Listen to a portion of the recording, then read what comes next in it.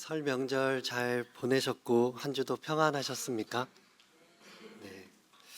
오랜만에 그리웠던 가족분들하고 얼굴을 마주하고 좋은 시간을 보내신 분도 계실 것이고, 명절을 보내서 오히려 피곤하고 또 어려운 마음을 가지고 이 자리에 나오신 분들도 계실 수 있다고 생각합니다. 네. 우리가 어떠한 마음으로 이 자리에 나왔든 우리를 품어 안으시는 그 하나님의 크신 은혜와 위로와 평강이 이 시간에 우리와 함께 하시기를 바랍니다. 우리가 그 마음을 담아서 옆에 있는 분들과 함께 인사 나누실 때에 주님의 평안이 가득하시길 바랍니다 라고 인사 나누시면 좋겠습니다. 감사합니다. 네. 설교를 시작하기 전에 제 목소리가 온전치 못해서 들으시는데 불편함을 드리게 되어서 정말 죄송하다는 말씀을 먼저 드리고 싶고요. 물론 평상시 제 목소리가 그렇게 좋지는 않아서 별 차이를 모르겠다 이렇게 생각하실 수 있어서 그렇긴 하겠지만 그래도 양해의 말씀을 먼저 드리도록 하겠습니다. 지난 수요일이 사순절의 시작인 제의 수요일이었고 오늘이 사순절이 시작되고 맞이하는 첫 번째 주일입니다. 그리고 제가 지난 대림절 첫 번째 주일 설교를 제가 했었고 이번 사순절 첫 번째 주일 설교를 제가 하게 되어서 절기 담당 이제 교역자가 된 것 같은 이제 느낌이 있는데요. 감사한 일로 생각하고 영광으로 생각하고 설교를 하기로 결심을 하고 이 자리에 섰습니다. 사순절은 전통적으로 예수님의 고난의 길을 묵상하고 회개하고 절제하면서 신앙을 다시 돌아보는 그런 매우 뜻깊은 시간이라고 저희는 배워왔습니다. 그래서 사순절이 시작되면 우리는 대개 이번 사순절에는 무엇을 더 해볼까 이런 생각을 많이 하게 되죠. 그래서 어떤 분들은 이번 사순절에는 성경을 더 읽어볼까, 기도를 더 해볼까 이런 생각을 하게 되는데 혹시 그런 생각을 이렇게 스쳐 지나갔지만 아직 실천해보지 못하신 분이 있으실 것 같은데 그러신 분이 있으시다면 주보광고 3번에 보시면 전교인이 함께하는 매일 시약 공동체 묵상 있습니다. 거기에 많이 참여해 주시면 좋겠습니다. 제가 담당자라서 말씀드리는 거 맞고요. 그래서 꼭 이렇게 많이 참여해 주시면 좋겠습니다. 정반대로 이번 사순절에는 뭘 좀 더 끊어볼까 이런 좀 줄여볼까 그래서 예수님의 고난에 함께 참여해 볼까 이런 생각을 하시는 분도 계시리라 생각합니다. 그래서 내가 좋아하는 넷플릭스를 이번엔 좀 한 달 동안은 끊어볼까 또는 커피를 지금 커피를 마시고 있는 분이 계셔가지고 제가 이렇게 감히 말씀을 못 드리겠는데 커피를 좀 줄여볼까 이런 생각을 하시는 분도 계실 수도 있는데 이런 결심들 너무 귀하다고 생각합니다. 우리가 하나님 앞에서 뭔가를 해야 되겠다 하는 것들은 정말 귀한 결심이라고 생각합니다. 그런데 자칫 이러한 결심 저변에 그 깊은 곳 안에 혹시 우리도 모르는 사이에 지금의 나는 어딘가 부족한 상태에 있고 그래서 우리는 뭔가 하나님 앞에 나가기 위해서는 내가 뭔가를 더 가져가야 되고 내가 발전해 나가야만 하나님과 깊은 관계를 유지할 수 있는 존재라고 생각하게 된다면 어쩌면 이 사순절은 우리에게 은혜의 절기가 아니라 뭔가 의무적인 절기, 훈련하는 절기가 될 것이라 생각합니다. 사실 냉정하게 생각하면 우리가 스스로 무엇인가를 더 괴롭기를 결정하기 하지 않아도 이미 우리의 삶은 충분히 참 쉽지 않은 삶이라고 할 수 있습니다. 관계에 대한 어려움, 건강의 문제, 경제적 부담, 또 자녀들에 대한 근심과 걱정 우리는 이미 너무 많은 것을 감당하며 살아가고 있습니다. 그렇게 바라기는 이번 사순절은 맞이할 때 우리가 나를 어떻게 더 괴롭게 만들어서 주님의 고난에 참여할 것인가 그래서 나를 이렇게 증명해내고 싶다라는 그런 시간을 보내는 것이 아니라 사순절에 참 주인공이신 우리 예수님, 그 예수님이 어떤 분이신가를 좀 더 많이 묵상하는 그런 시간이 되면 좋겠습니다. 그리스도는 어떤 분이신가? 주님은 어떻게, 그리고 왜, 도대체 왜 그 십자가의 길을 걸어가게 되셨는가? 그런 것들을 더 많이 질문하고 답을 찾아가는 시간이 되었으면 좋겠습니다. 결국 사순절의 의의는 고난의 사건 그 자체에 집중하는 것보다는 그 고난을 맞이하고 풀어가시는 그 하나님의 방식, 또 그 고난 속에서 우리를 향하신 하나님의 일하심을 바라보는 것, 그것이 중요할 것이라고 생각이 듭니다. 오늘 본문 말씀은 누가복음 말씀부터 살펴볼 텐데요. 예수님께서 십자가에 달리시기 전에 헤롯에게 신문 받는 장면의 말씀입니다. 헤롯은 예수님을 보고 매우 몹시 기뻐했다고 이야기합니다. 그런데 여기서 기뻐한 것은 예수님께서 그리스도이기 때문에, 그 복음을 듣기 위해서, 들을 수 있기 때문에 기뻐했던 것이 아닙니다. 그저 사람들이 떠들어대는 기적, 특별한 이적을 눈으로 확인하고 싶어서, 그래서 단순한 구경거리를 얻을 수 있겠다라는 생각 때문에 헤롯은 기뻐했습니다. 사실 그는 그 이전에 이미 세례 요한을 두려워하여서 자신의 방법으로 세례 요한을 처단한 자임을 우리가 잘 알고 있습니다. 한마디로 그는 진리를 들을 준비가 된 지도자가 아니라 진리가 자기 자신을 건드릴 때 그 진리를 제거해버리는 권력자라는 사실을 이미 잘 알고 있습니다. 그런 헤롯 앞에 예수님이 서신 것입니다.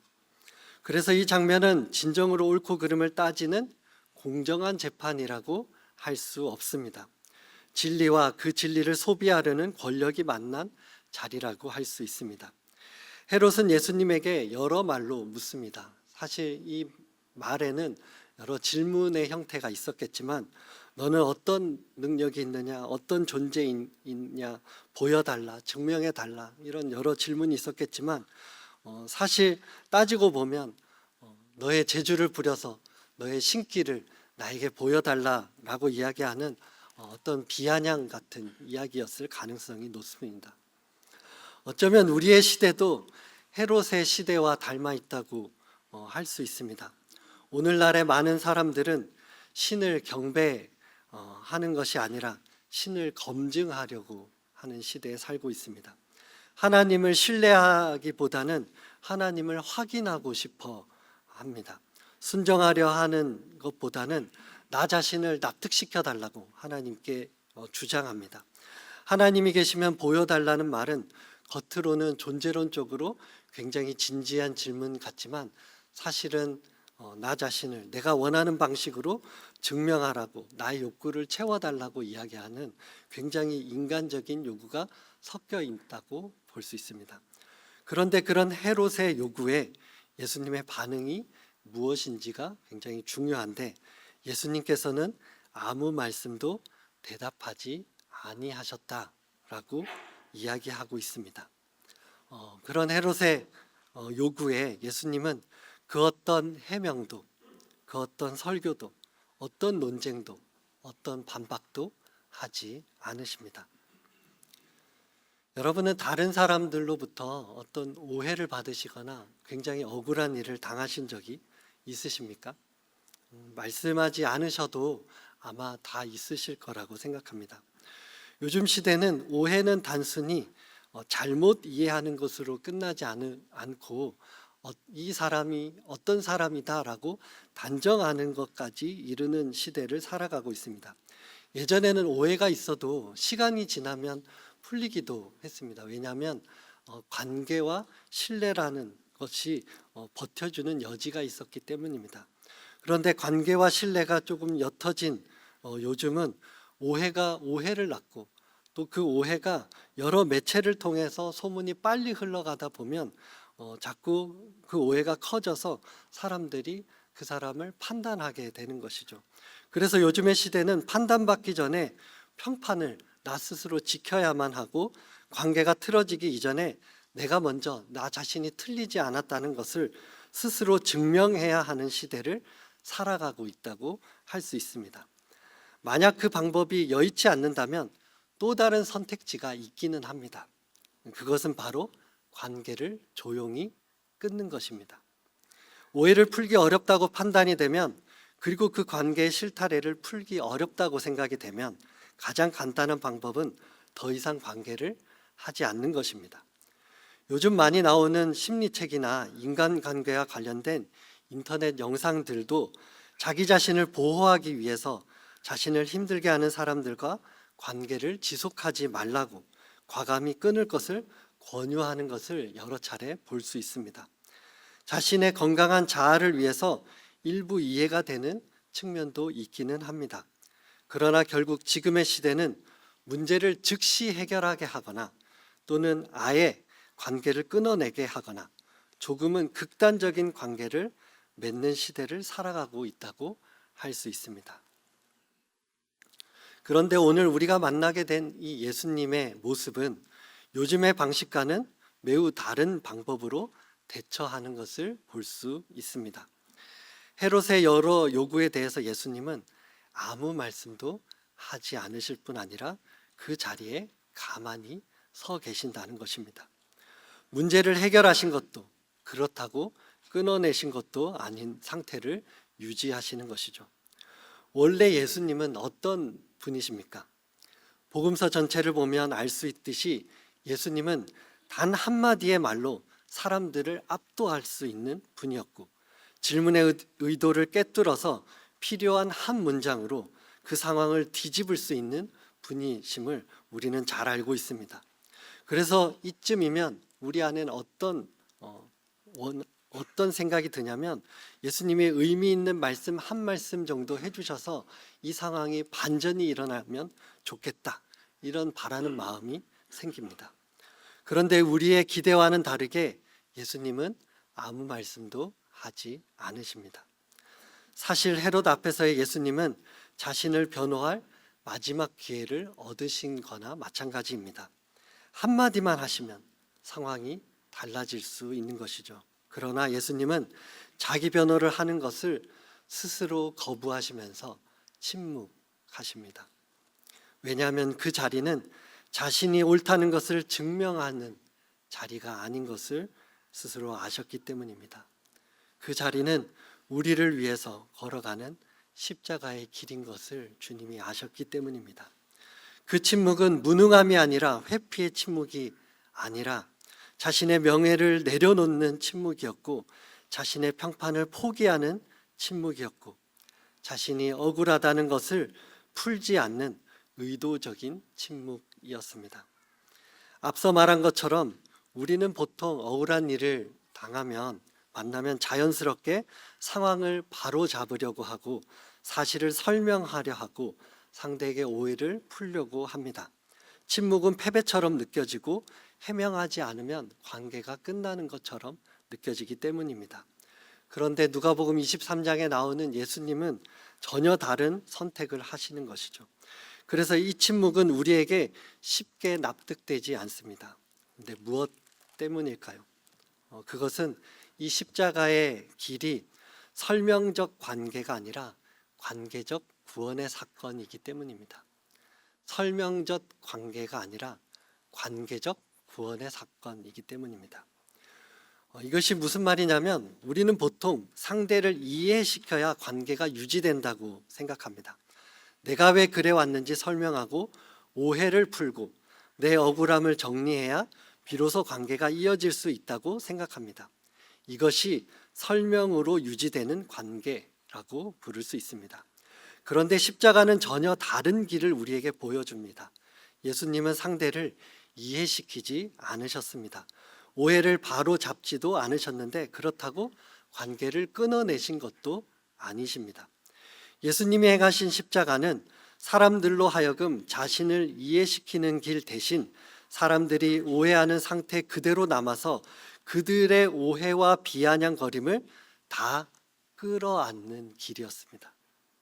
그 모든 허물을 마치 자신의 것으로 다 뒤집어 쓴 채 그 자리를 떠나지 않으시고 묵묵히 서서 그들 곁에 머무르심으로 구원을 완성해 가는 길이었습니다.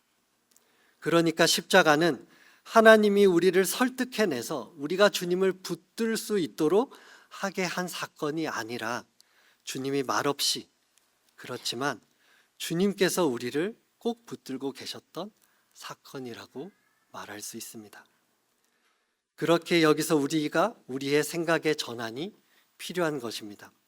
주님과 인간과의 관계는 오해가 제거된 뒤에 유지되는 관계가 아니라 설사 설명되지 않는 부분이 남아 있어도 끊어지지 않는 관계라는 것입니다. 여기서의 방점은 설명되지 않는 에 있는 것이 아니라 끊어지지 않는 관계에 있다는 것입니다. 다시 말해서 어떠한 상황에 놓여 있어도 절대 끊어지지 않는 관계가 이 주님과 우리와의 관계라는 것입니다. 바로 이 지점에서 우리는 십자가를 조금 다르게, 그리고 주님이 일하시는 방식을 조금 다르게 볼 필요가 있습니다. 십자가의 사건은 가장 먼저 하나님이 옳다는 것을 입증하는 사건이기 이전에 하나님의 사랑은 그 무엇도 절대로 멈출 수 없는 것이라고 전 인류에게 선언하는 사건이라는 사실을 우리가 알 수 있습니다. 인간이 납득해야만 사랑을 시작할 수 있는 것이 아니라 설사 사람이, 그리고 우리가 다 이해하지 못할지라도, 때로는 하나님을 오해하는 상황이 있을지라도 하나님은 그 오해를 안고서라도 주님은 그 사랑의 길을 가시기를 중단하지 않으시는 분이시라는 사실입니다. 그런데 문제는 그 침묵의 결과가 어떠했냐는 것입니다. 우리가 다 잘 알듯이 그 결과 헤롯과 그의 군병들은 예수님을 더욱 업신여기며 희롱합니다. 그리고 그들은 예수님에게 빛난 옷을 입혀 다시 빌라도에게 돌려보냅니다. 여기서 빛난 옷은 존중의 옷을 입힌 것이 아닙니다. 네가 왕이라고 했냐? 그러면 이런 옷이라도 입어라 라고 말하면서 일종의 조롱의 소품을 입힌 것입니다. 어찌 보면 당연합니다. 예수님의 침묵은 오해를 정리하지 못했고 조롱을 막지도 못했습니다. 예수님의 침묵은 인간의 악과 왜곡이 얼마나 쉽게 폭력으로 번하는지를 그대로 드러냅니다. 그러니 우리는 단순히 이 침묵이 아름답다라고 말할 수 없고 오히려 이 침묵은 고통이라고 말할 수 있다고 생각할 수 있습니다. 그런데 예수님도 그런 길임을 이미 잘 아셨지만 그럼에도 그 길을 선택하셨던 것입니다. 이유는 단 한 가지입니다. 그 길이 우리를 구원할 수 있는 유일한 길이었기 때문입니다. 오늘을 살아가는 많은 사람들은 하나님을 판단하듯 이야기합니다. 세상에 신이 있는데 왜 이 세상은 이런 것이냐고, 왜 나에게는 이런 아픔들이 있는 것이냐고, 그런 질문을 할 때마다 하나님은 침묵하실수록 그 질문과 조롱의 강도는 더 세집니다. 그래서 지금도 예수님은 많은 사람들의 판단과 조롱 속에서 십자가의 길을 걷고 계신 것과 같습니다. 주님은 지금도 여전히 침묵하시지만 이 관계를 포기하지 않으시고 우리와 함께 하십니다. 연약한 인간은 주님을 향한 질문과 원망을 지금도 여전히 쏟아내고 있고 주님은 우리의 원망을 그저 들으시고 계신 것입니다. 그런데 또 한 가지 놀라운 사실은 성경은 주님을 향한 사람들의 그런 연약한 질문과 원망을 모두 잘못된 것이라고 다 부정하지 않는다는 것입니다. 침묵하시는 주님 앞에서, 오해가 정리되지 않는 현실 속에서, 또한 주님께서 우리가 원하는 만큼의 설명을 주시지 않을 때, 그래서 우리가 살아갈 때 답답함을 느낄 때, 주님께 어떻게 나아가야 될지 모를 때에, 우리가 어떻게 하나님 앞에 반응해야 될지 모를 때 우리에게 알려주시는 말씀, 구약성경 시편 88편의 말씀이 있습니다. 오늘 성경 봉독을 같이 했는데 구약성경 88편 말씀을 읽고 나서 아멘이라는 소리가 나오던가요? 아마 잘 나오지 않았을 겁니다. 주의 진노가 가득했고 내가 어둠 속에 남아있다라는 결론이 나는 시편입니다. 사실 다른 많은 시편들은 고난으로 시작하더라도 결국 찬양으로 마무리가 됩니다. 탄식이 있어도 결론은 소망 또는 기도문으로 결국 마무리를 짓게 됩니다. 그런데 시편 88편은 다릅니다. 시편 88편은 고난과 원망으로 시작해서 결국 또한 어둠으로 끝을 맺게 됩니다. 해결도 없고 정리된 결론도 없으며 상황이 반전되었다는 것도 없습니다. 가끔 이 시편을 읽을 때마다 불편해져서 그냥 모른 척 넘어가고 싶은 그런 시편이기도 합니다. 이 시편은 너무나도 솔직한 심경이 담겨 있어서 저희를 놀라게 하기도 합니다. 그런데 무엇보다 더 놀라운 것은 이렇게 솔직한 시편이 성경 안에 그대로 남아 있다는 사실입니다. 하나님은 이 시편을 정경 안에 그대로 남겨두셨습니다. 하나님은 설명되지 않는 상태에서 나오는 인간의 이 연약한 언어를 삭제하지 않으셨습니다. 이 정도로는 믿음이 부족해 라고 판단하면서 이 기도를 제거하지도 않으셨고, 해결되지 않는 질문을 예배의 자리 밖으로 밀어내지도 않으셨으며, 오히려 예배의 자리에서 이 노래를 사람들에게 부르도록 하셨습니다.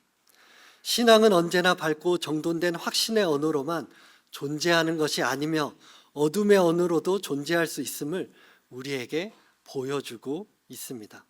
그리고 그 자리에서 주님이 우리와 함께하고 있다고 말씀하고 있는 것입니다.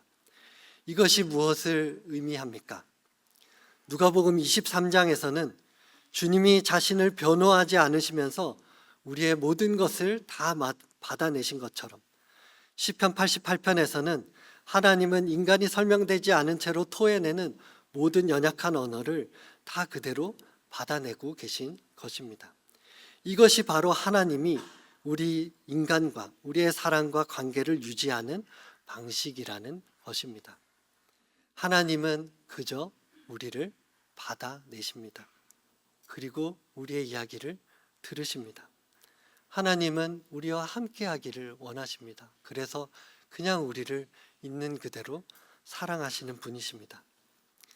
십자가의 끝은 하나님께서 오르셨다는 것을 증명하는 시간일 뿐 아니라, 그런 사건일 뿐 아니라 주님이 끝까지, 정말 끝까지 우리를 포기하지 않으셨다는 것을 보여준 사건이라고 말할 수 있습니다.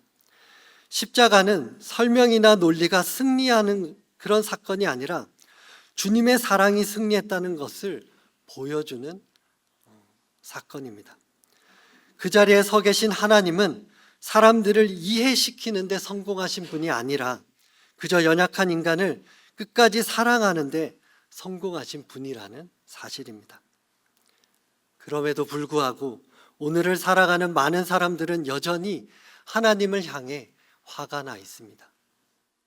우리가 살아가야 하는 이 삶이 생각 외로 너무나도 힘이 들기 때문이죠. 그런데 사실 이 모든 아픔은 우리가 만든 죄의 구조와 깨어진 우리의 형상으로 인한 결과이고, 그로 인해 낳게 된 고통들 때문인데도 사람들은 그 아픔들의 원인을 모두 하나님께로 돌리고 하나님을 향해 모든 원망을 쏟아냅니다. 그런데 놀라운 사실 한 가지는, 그럼에도 여전히 하나님은 그러한 이야기들에 대해서 어떠한 응답도 없이 우리의 원망을 다 거절하지 않으시고 모두 다 받아내고 계신다는 사실입니다. 우리 같으면 인간적으로 그 아픔의 책임에 대해서 사실대로 팩트로 한번 이야기해 보자고 한 번쯤 말씀해 볼 법도 한데, 그런데 하나님은 그 어떠한 자기 방어도, 그 어떠한 자기 변호도 하지 않으십니다. 주님은 사람들의 그 많은 아픔과 어려움의 문제를 마치 그래, 그거 내 잘못이야 라고 하듯이 모든 아픔과 어려움을 자기 것으로 다 끌어안으시면서 십자가의 길을 걸어가셨습니다. 마치 헤롯 앞에서 십자가의 길을 결단하며 침묵으로 그 길을 걸어가셨던 것처럼, 오늘날도 주님은 여전히 짊어짐의 삶을 결단하여 모든 것을 스스로 감당하시면서 우리와 함께하고 계신 것입니다. 주님의 침묵은 사실 사랑이었던 것입니다. 이것이 참으로 기가 막힌 일입니다. 자, 그렇다면 이제 사순절은 우리에게 무엇을 요구하고 있다고 생각하십니까? 네, 때로는 사순절이 우리에게 어떤 삶의 결단과 진보를 요구할 수 있다고 생각합니다. 그런데 그 전에 어떠한 상황에서도 우리를 결코 포기하지 않으시는 그 절대적인 사랑, 감히 인간으로서는 이해할 수도 따라할 수도 없는 그 엄청난 사랑을 우리가 느끼고 받아들이기에도 절대적으로 짧은 시간이지 않을까 싶습니다. 그래서 이번 사순절은 다른 그 어느 때보다 그 크신 하나님의 사랑, 그 놀라우신 그 하나님의 사랑을 온전히 받아 누릴 수 있는 그런 사순절이 되면 좋겠습니다. 이제 설교를 맺으려고 합니다. 혹시 몰라서 말씀드리는 것은 그렇다고 해서 우리도 예수님처럼 말하지 말고 모든 것을 참고 견디자라는 이야기를 하는 것은 절대 아닙니다. 예수님의 침묵은 단순한 인내의 기술이 아니라 인류를 향한 구원의 길이었기 때문입니다. 때로는 우리가 오해받는 자리, 억울한 일이 있더라도 주님의 길을 따라갈 수는 있겠지만 우리가 어떤 관계에 있어서 무조건적으로 침묵해야 한다는 것을 뜻하는 것은 아니니 오해하지 않으셔야 할 것입니다. 단지 우리가 말하지 못하는 자리, 설명할 힘이 없는 자리, 오해를 풀 수 없는 자리에서도 주님만큼은 우리를 절대 놓치지 않으신다는 그 사실을 꼭 기억할 수 있으면 좋겠습니다. 그래서 누군가가 나를 오해하거나 내 진심을 몰라주어 마음이 무거워질 때도 내 결백을 증명하기 위해 나를 소모하는 일을 잠시 멈추어 두고 주님을 찾아갈 수 있으면 좋을 것 같습니다. 하나님은 우리가 완벽하게 정리된 언어로 기도할 때만 들으시는 분이 아니시니, 우리가 확신에 찬 믿음의 고백을 할 때만 우리를 만나시는 분이 아니시니 언제나 담대한 믿음을 가지고 항상 주님께 나아갈 수 있기를 소망합니다. 바라옵기는 우리와 관계적 구원을 이루어 가시는 하나님을 신뢰함으로 그 끝없는 그 사랑을 마음껏 누리고 받아들이면서 함께 사랑하고 함께 섬기며 함께 살아내는 저와 여러분이 다 되시기를 주님의 이름으로 기원합니다. 함께 기도하겠습니다.